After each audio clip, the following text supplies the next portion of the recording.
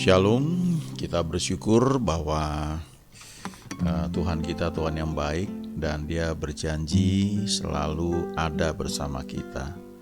Dan karena Dia selalu bersama dengan kita, yang diperlukan dari kita adalah telinga yang mendengar, hati yang mau menurut, yang mau belajar, lalu kita lakukan dengan setia, dengan konsisten apa yang Dia perintahkan kepada kita. Karena firman Tuhan berkata bahwa Allah adalah kasih, God is love, dan juga dikatakan bahwa Tuhan tidak pernah berubah dahulu, sekarang, dan selama-lamanya, maka kita bisa percaya bahwa Dia selalu merancangkan hal-hal yang baik buat kita. Dan karena Dia merancangkan hal-hal yang baik bagi kita, maka kita bisa berkata bahwa Tuhan yang kita sembah itu senantiasa baik. Ya, God is good all the time. Salah satu hal yang perlu kita pelajari, dan pada hari ini saya mau bagikan hal ini, yaitu soal pemberian. Ya, ada banyak ayat di Alkitab. Bahkan saya pernah dengar beberapa hamba Tuhan mengatakan, ketika Yesus ada di muka bumi ini, Dia mengajarkan banyak sekali tentang uang, ya, tentang pemberian, tentang prosperity, hal-hal yang menyangkut keuangan. Dan itu lebih banyak dibandingkan apa yang diajarkan tentang doa atau tentang iman, ya. Terus terang itu hal yang awalnya saya mendengar itu ya agak mengagetkan. Tapi setelah melihat, membaca, ya, merenungkan, memang kadang-kadang tidak terlihat jelas secara eksplisit bahwa suatu ayat atau satu perikop itu mengajarkan hal tersebut. Tapi ternyata kalau kita teliti memang benar, ya, implisit itu betul sekali, bahwa Tuhan itu care, peduli akan kita, dan untuk itu ada hal-hal yang perlu kita pelajari. Ada hukum-hukum yang mengatur hal tersebut, ya. Sebagai contoh misalnya begini, ya, waktu kita membaca kitab Kejadian, ya, Kejadian pasal 1 dikatakan di situ, pada mulanya Allah menciptakan langit dan bumi. Bumi belum berbentuk dan kosong, roh Allah melayang-layang di atas permukaan air. Lalu Allah berfirman, jadilah terang, maka terang itu jadi. Lalu dikatakan bahwa Allah melihat bahwa terang itu baik, dan dipisahkannya terang itu dari gelapan, dan seterusnya dan seterusnya. Dikatakan bahwa di hari ke-6 ketika Tuhan sudah menciptakan manusia, dikatakan bahwa Allah melihat bahwa semuanya itu sungguh amat baik. Jadi memang Dia merancangkan hal-hal yang baik buat kita. Kemudian kita baca juga bahwa Tuhan menciptakan taman di Eden. Nah, kata Eden itu sendiri artinya sesuatu yang bagus, ya, luxurious living, kehidupan yang mewah. Dan memang kalau kita baca itu digambarkan dengan detail. Coba kita renungkan, kenapa sampai harus detail disebutkan di Kejadian 2 itu Tuhan menempatkan manusia di taman di Eden. Kemudian di taman itu ada sungai, disebutin sungainya seperti apa, mengairi tanah, dan tanah yang diairi sungai itu tanahnya mengandung batu-batu yang bagus, ya, batu-batu permata, ada emasnya baik. Kenapa sampai disebutkan seperti itu? Lalu dikatakan bahwa Tuhan Allah menumbuhkan berbagai pohon, ya, yang baik untuk dimakan dan yang menarik, ya. Jadi ini satu prinsip juga, ya, betapa Tuhan peduli dengan makanan yang kita makan dan juga penampilan yang baik, ya. Ada beberapa orang yang kalau makan yang penting makan, ya, nggak penting mejanya diatur dengan rapi, asal kenyang aja. Tapi bagi sebagian orang ternyata penataan makanan itu bisa mempengaruhi selera makan, ya. Bagaimana mengatur piringnya, bagaimana menempatkan makanan itu menjadi menarik, kemudian mungkin perlu dipanaskan, dan sebagainya. Nah, kita baca di Alkitab, Tuhan peduli sampai hal-hal seperti itu, ya. Nah, itu kan semua menyangkut kesejahteraan, ya, kenyamanan, dan mau gak mau itu menyangkut kualitas hidup kita, dan akhirnya itu berhubungan dengan prosperity juga, ya. Mau gak mau itu arahnya ke sana. Banyak ayat lagi yang bisa kita baca tentang hal tersebut. Tapi yang saya mau baca hari ini adalah Amsal 3 ayat 9 sampai dengan 10. Ya, saya bacakan Amsal 3 ya, ayat 9 dan 10. Muliakanlah Tuhan dengan hartamu dan dengan hasil pertama dari segala penghasilanmu. Maka lumbung-lumbungmu akan diisi penuh sampai melimpah-limpah, dan bejana pemerahanmu akan meluap dengan air buah anggurnya. Ini hal yang menarik kalau kita baca di Alkitab. Salah satu hal yang diajarkan di gereja tentang keuangan adalah mengembalikan persepuluhan. Dan itu ada di kitab Maleakhi, tapi sebenarnya dari sejak awal prinsip itu sudah ada ya. Dan banyak gereja menerapkan hal tersebut. Tapi kalau kita baca Amsal 3 ayat 9, ini dikatakan, muliakanlah Tuhan dengan hartamu dan dengan hasil pertama dari segala penghasilanmu. Jadi ternyata memuliakan Tuhan itu salah satunya bukan hanya dengan mulut kita, dengan pujian, penyembahan, atau dengan hidup kita ya, atau dengan hal-hal yang baik yang kita lakukan. Tapi ayat ini mengajarkan memuliakan Tuhan dengan harta kita. Artinya penggunaan apa yang kita miliki, materi kita itu, kalau kita lakukan dengan baik, tentunya dalam tuntunannya, maka itu memuliakan Dia. Nah, pertanyaannya, apakah Tuhan butuh harta kita? Jelas enggak ya. Dia punya semua yang ada di dunia ini, bukan hanya di bumi ini, tapi di alam semesta ini. Seorang hamba Tuhan pernah secara bergurau, tapi itu benar sekali yang dia katakan. Dia bilang, Tuhan itu nggak butuh uang kita. Dia jual satu bintang, nggak ada yang bisa beli. Ya. Dia memiliki semuanya. Tapi ternyata di balik kalimat ini, muliakanlah Tuhan dengan hartamu, itu ada suatu prinsip yang baik, yang bagus, yang itu akan menolong kita untuk hati kita terarah kepada Tuhan. Dan kalau hati kita terarah kepada Tuhan, maka hidup kita bisa dipastikan dalam perlindungan Tuhan.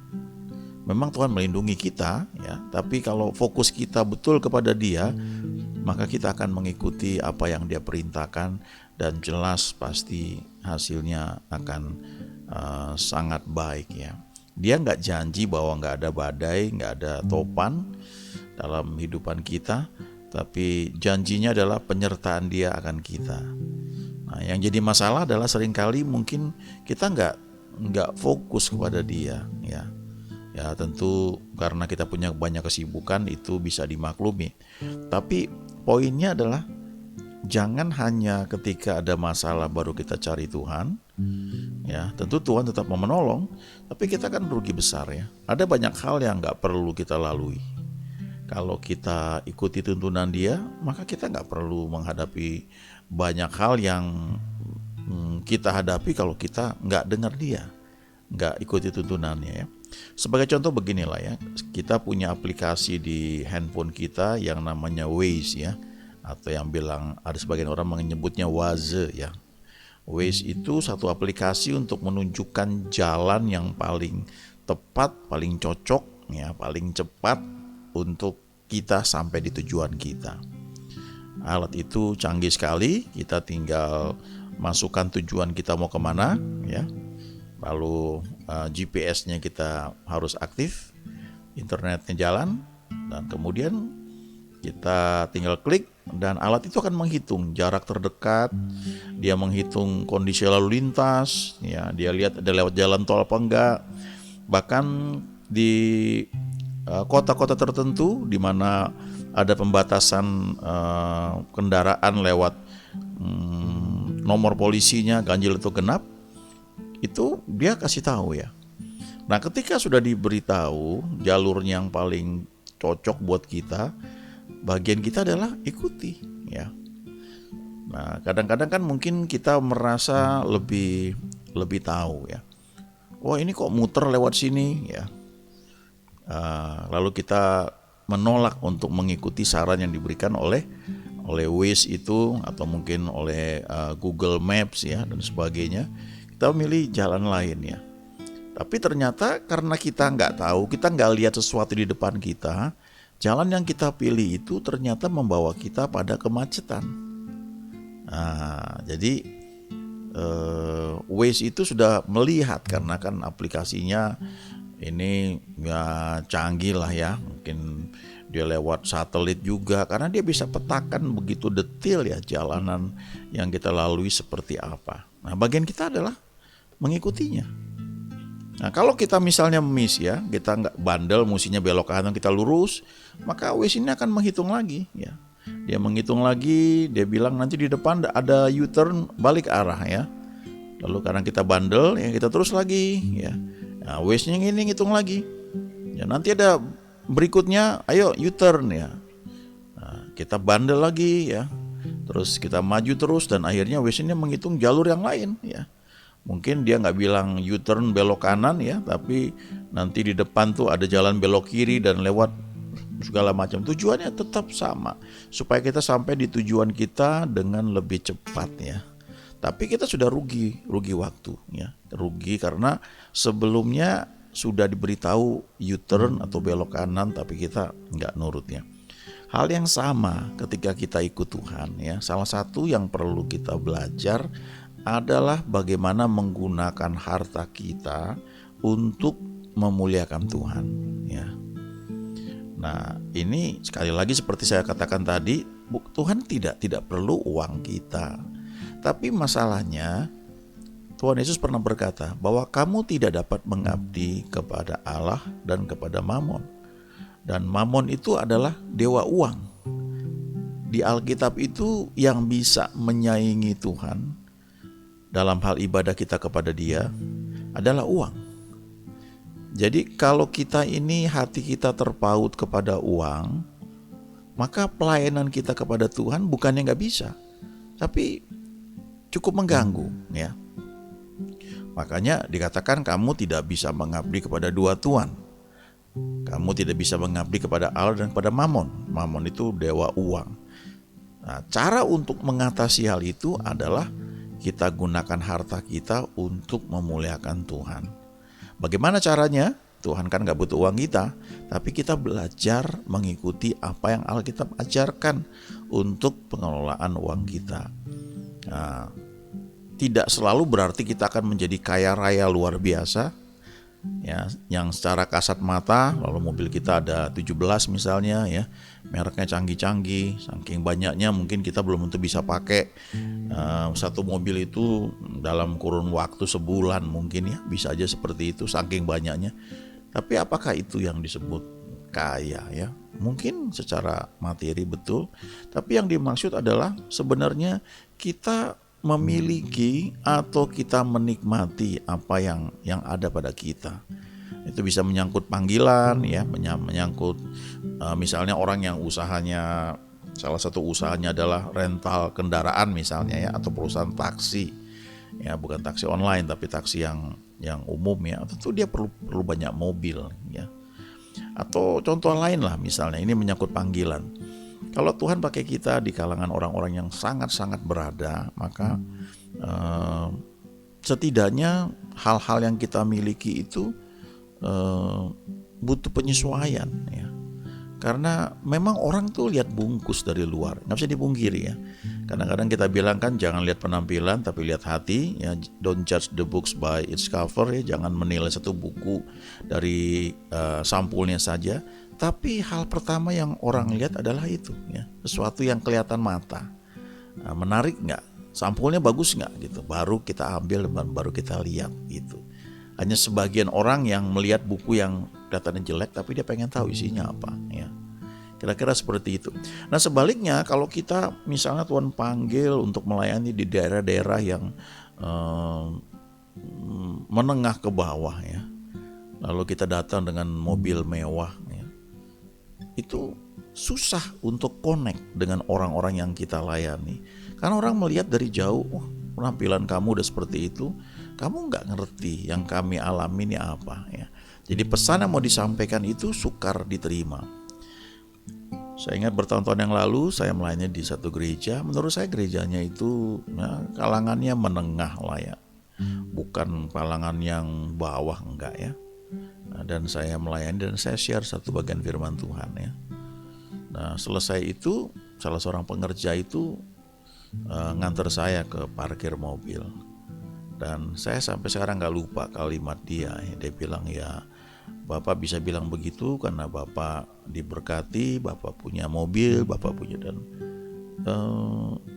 saya gak cukup waktu untuk menjelaskan kepada dia bahwa semua yang dia lihat itu terjadi karena prinsip-prinsip yang ada di Alkitab yang saya ikuti ya.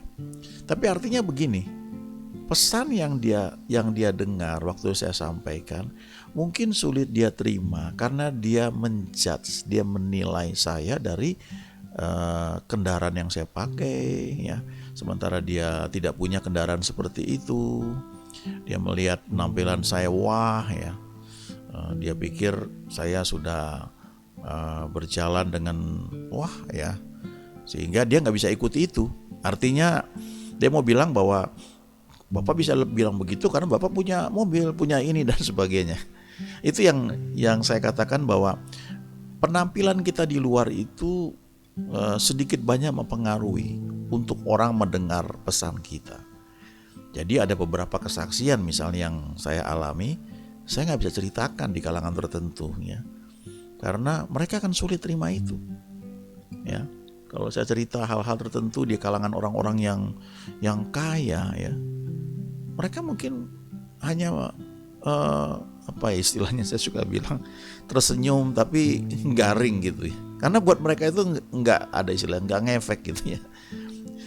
Tapi sebaliknya ya, kalau saya cerita kesaksian yang wah begitu ya, kalau menyangkut angka misalnya keuangan di kalangan orang-orang yang menengah atau kalangan bawah, buat mereka juga sulit terima itu ya.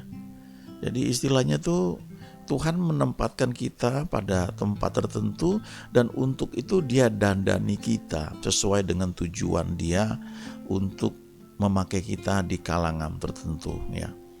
So nggak perlu bandingkan diri kita dengan orang lain ya. Yang penting kita melihat bahwa apa yang Tuhan janjikan buat kita itu dia penuhi. Nah kembali ke ayat ini, Amsal 3 ayat 9, muliakanlah Tuhan dengan hartamu dan dengan hasil pertama dari segala penghasilanmu. Sebagian gereja atau hamba Tuhan menafsirkan ini sebagai persepuluhan ya, hasil pertama. Jadi artinya sebelum kita pakai gaji atau penghasilan yang kita terima, kita ambil dulu sebagian untuk memuliakan Tuhan dengan harta kita. Bagaimana caranya? Ya, cara praktis ya kita berdoa, kita memberikan bagian yang kita anggap sebagai hasil pertama itu kepada pelayanan tertentu atau gereja di mana Tuhan taruh hati kita untuk kita memberi ya ke pelayanan tersebut. Uangnya ya atau sesuatu yang kita berikan itu diterima oleh pelayanan atau oleh gereja. Tapi sikap hati kita ini waktu kita memberikan hal tersebut itu yang dinilai Tuhan dan itu yang naik ke hadapan Tuhan. Nah, kalau kita memberi itu bukan judi ya. Saya memberikan 1 juta, maka saya akan menuai 30, 60, 100 kali ganda. Jadi minimal 30 juta saya terima, atau 60 juta atau 100 juta ya. Ya bukan judi seperti itu. Nah kalau halnya seperti itu, wah itu semua orang berlomba-lomba tentu ya untuk melakukan hal itu. Tapi sebenarnya yang paling penting dari setiap pemberian itu adalah hubungan kita dengan Tuhan. Kita ngerti apa yang Tuhan taruh di hati kita untuk kita beri dan berinya kemana, lalu sikap hati kita itu benar. Jadi sebagian gereja atau pelayanan menafsirkan hasil pertama ini sebagai persepuluhan, yaitu 1/10 dari penghasilan yang kita terima. Tapi ada juga yang menafsirkan ini adalah hasil pertama ketika kita memulai suatu bisnis. Ya, kita sisihkan dari pendapatan kita itu, ya, atau keuntungan kita itu sebagian, atau mungkin satu jumlah tertentu, ya, itu merupakan buah sulung, ya, ada istilahnya buah sulung. Karena dikatakan di sini, muliakan Tuhan dengan hartamu dan dengan hasil pertama dari segala penghasilanmu. Terjemahan lain itu mengatakan tuh buah sulung. Ada juga yang menafsirkan, dan itu yang dulu saya dengar ya dari kakak rohani saya ketika saya kuliah, itu adalah gaji pertama. Jadi waktu saya pertama kali kerja di satu perusahaan, maka gaji total bulan pertama itu memang saya persembahkan, ya, seluruhnya jumlahnya. Cuma karena saya pada masa itu sudah bekerja dan saya harus menanggung semua biaya keluarga, jadi tidak cukup iman saya untuk memberi sekaligus, ya. Saya perlu sisihkan, ya, sampai kalau nggak salah 3 bulan, ya. Saya kumpulkan, setelah itu baru saya beri sekaligus, dan itu ada rasa sukacita yang besar, ya, waktu saya memberi total gaji pertama itu. Lalu ada juga yang menafsirkan ketika kita pindah kerja, maka gaji pertama di bulan pertama kita kerja itu menjadi buah sulung. Ya, ada juga yang menafsirkan kalau kita naik gaji, ya berarti selisih kenaikannya itu, ya, kita berikan sebagai buah sulung. Ada juga gereja atau pelayanan yang menafsirkan bahwa buah sulung itu adalah gaji atau penghasilan di bulan pertama dari tahun kalender di mana kita pakai. Tentunya ini bisa beda-beda juga, ya. Secara umum kita berkata bahwa itu adalah gaji atau penghasilan di bulan Januari, karena kita pakai kalender Masehi, kan, ya. Tapi sebagian orang Kristen itu tidak hanya melihat kalender Masehi, tapi sebagian juga mengikuti, ya, merayakan, berdoa untuk satu tahun lain yang dikenal sebagai Rosh Hashanah, ya. Jadi bisa berbagai penafsiran, ya. Ada lagi yang pakai kalender macam-macam, ya. Tapi poinnya begini, kalau kita dapatkan itu, coba bawa dalam doa, ya. Apalagi kalau kita ada di satu pelayanan, di satu gereja, di mana leader kita mendapatkan satu tuntunan. Itu merupakan satu arahan, karena kita kan berada di wadah tersebut, ya. Tentu kita harus doa supaya kita tidak salah waktu kita lakukan, hati kita ini benar, gitu. Nah, kemudian dikatakan hasil pertama dari segala penghasilanmu, maka janjinya ini, maka lumbung-lumbungmu, apa tuh lumbung-lumbungmu? Ya, semua persediaan kita, ya, akan diisi penuh sampai melimpah-limpah, dan bejana pemerahanmu akan meluap dengan air buah anggurnya. Ini satu janji yang Tuhan berikan. Nah, sekarang prakteknya, ya, jujurnya kan boleh dikatakan belum semua orang menikmati, ya. Kenapa? Karena waktu kita lakukan tadi seperti saya bilang, pertama kita harus doa, ya. Pastikan kita yakin ada damai sejahtera dari Tuhan, kita lakukan itu. Tapi setelah itu ada hal-hal lain yang memang kita harus lakukan, ya. Kita tidak bisa hanya satu hal yang kita buat. Ada istilah begini, ya, ada hal yang kita lakukan dengan tangan kita, tapi ada blessing, ada berkat.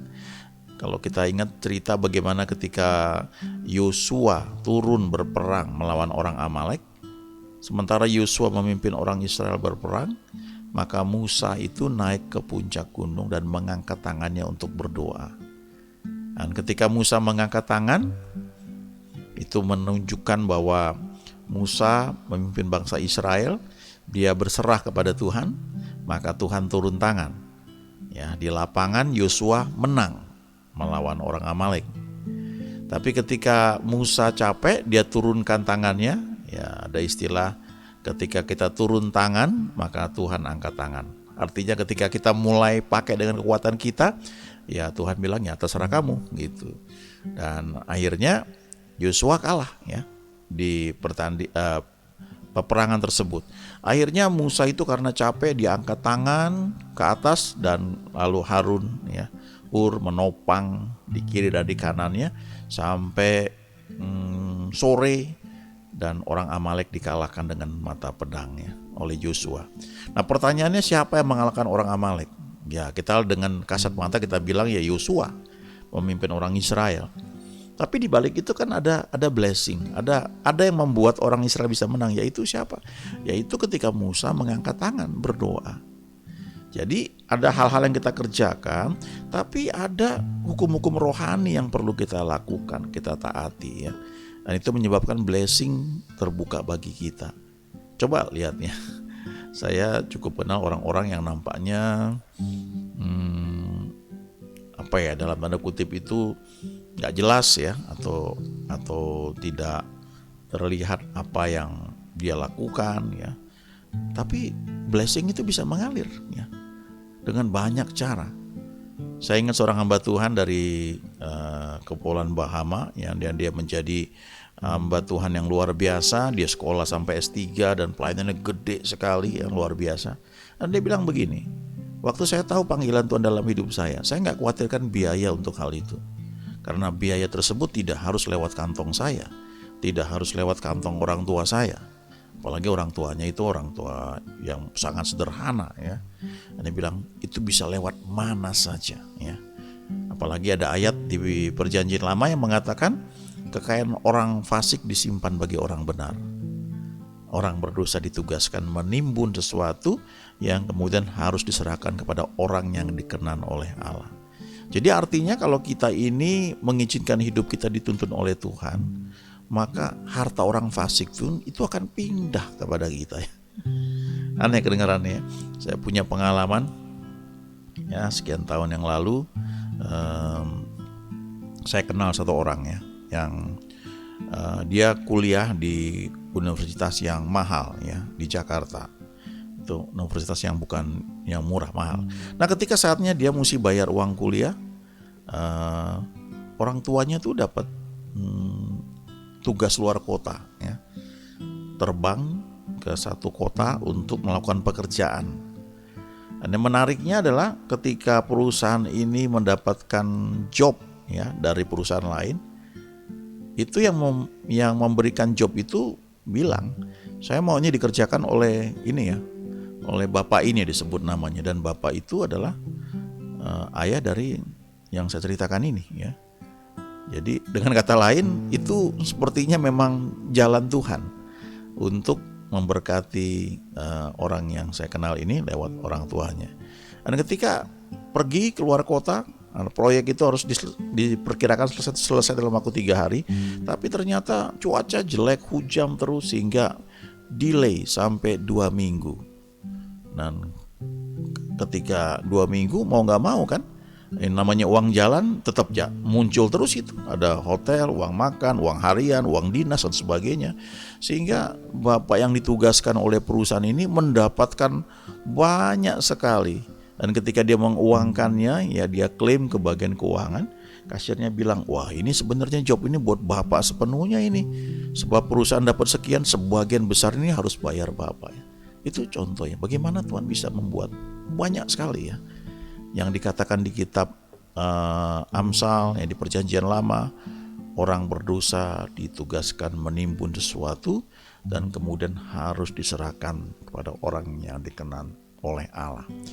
Nah, bagaimana prinsip itu bisa bekerja dalam hidup kita? Ada banyak kebenaran firman Tuhan yang perlu kita tahu dan kita lakukan. Salah satunya adalah Amsal 3 ayat 9 ini. Kita muliakan Tuhan dengan harta kita dan dengan hasil pertama dari segala penghasilan kita. Waktu kita memberikan hasil pertama dari penghasilan kita, bisa itu menggaji pertama ketika kita bekerja, atau penghasilan pertama dari bisnis di mana kita misalnya buka usaha, buka restoran, buka toko ya, ada keuntungan tertentu dan kita persembahkan itu sebagai buah sulung, maka itu kita sedang memuliakan Tuhan ya. Atau mungkin penghasilan di bulan Januari ya, kita bisa persembahkan di bulan Februari. Berapa jumlahnya? Nah, ini sekali lagi ya, harus berdoa, tanya Tuhan. Karena nggak semua mungkin punya cukup iman bisa memberikan sekaligus semuanya. Seperti yang saya ceritakan waktu saya pertama kali kerja, kalau saya beri gaji saya sebulan penuh, wah, bulan berikutnya saya nggak punya ongkos ya. Jadi saya perlu menghemat, menyisihkan, dan saya sisihkan dalam 3 bulan. Setelah itu baru saya memberi sekaligus. Dan saya sampai sekarang gak lupa itu perasaan puas waktu memberikan bulat ya sebesar itu luar biasa. Nah, sebelumnya saya punya teman sahabat baik juga, ini unik ya. Ketika dia kerja ya, waktu itu dia mulai kerja itu bukan di awal bulan, kalau nggak salah udah tanggal belasan. Jadi di akhir bulan gaji dia itu belum penuh ya. Jadi dia memberi hasil pertama itu di bulan kedua dia kerja, karena di bulan kedua gajinya udah penuh. Dan dia tanya sama saya, ya ini nomor rekening bapak ini berapa ya? Ada seorang hamba Tuhan yang kami sering dengar ya, lewat kaset-kaset yang dulu zaman masih kaset ya, ketika dia khotbah. Lalu saya ajak dia ke salah satu bank ya. Kemudian kami tanya, ini nomor rekeningnya berapa? Ternyata bank itu kasih tahu karena sudah sering banyak orang memberi kepada hamba Tuhan ini. Jadi teman saya memberi, jumlah itu bulat ya. Dan saya nggak lupa ya, nggak sampai sebulan setelah itu ya, memang teman saya ini lumayan berada lah ya, menengah agak ke atas lah. Lalu ayahnya lihat dia bekerja naik motor dan ayahnya bilang, wah kayaknya perlu mobil kau ya. Lalu dapatlah dia mobil baru. Nah, kelihatannya ya wajar aja lah, orang tuanya kaya. Tapi bukan soal itu ya. Bagi sebagian orang mungkin bisa aja beli mobil tuh kayak beli kacang goreng. Tapi bagi sebagian orang ketika dia beli mobil, mungkin dia harus menyisihkan sebagian. Ada juga yang membeli mobil itu dengan susah payah. Jadi relatif sekali. Saya pernah ikut retreat di satu kota ya di luar Jakarta, dan retreat itu bisa murah ya, karena panitia cuma menghitung biaya untuk makan selama 3 hari. Tapi untuk hotel ada anak Tuhan yang menyediakan hotelnya itu selama 3 hari gratis untuk peserta retreat. Itu dianggap sebagai buah sulung. Nah, dia gunakan itu untuk memuliakan Tuhan dengan cara membantu pelayanan yang mau membuat retreat. Nah, itu juga bisa dipandang sebagai buah sulung. Nah, ya, yang manapun yang kita lakukan, biar kita lakukan dalam tuntunan Tuhan.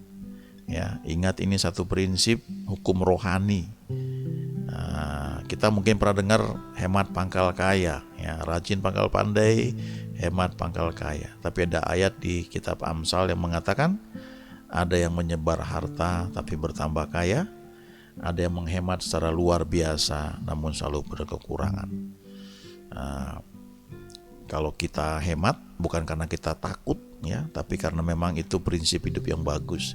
Tapi biarlah kita memiliki hati yang murah hati, generous heart ya. Supaya ketika Tuhan gerakan kita untuk memberi, menabur ya, tentu enggak serampangan, enggak sembarangan. Tentu kita tanya Tuhan, kita berdoa, kita bisa lakukan dengan penuh sukacita ya.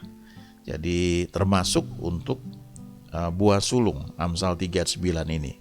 Kita muliakan Tuhan dengan harta kita dan dengan hasil pertama dari segala penghasilan kita. Nah, janji Tuhan, lumbung-lumbungmu akan diisi penuh sampai melimpah-limpah, dan bejana merahanmu akan meluap dengan air buah anggurnya. Ini salah satu janji yang Tuhan berikan, yang kalau kita lakukan ya, tentu ada hal-hal yang perlu kita kerjakan juga. Kita akan melihat bahwa Tuhan itu Tuhan yang baik. Kita melihat bahwa God is good all the time. Amin.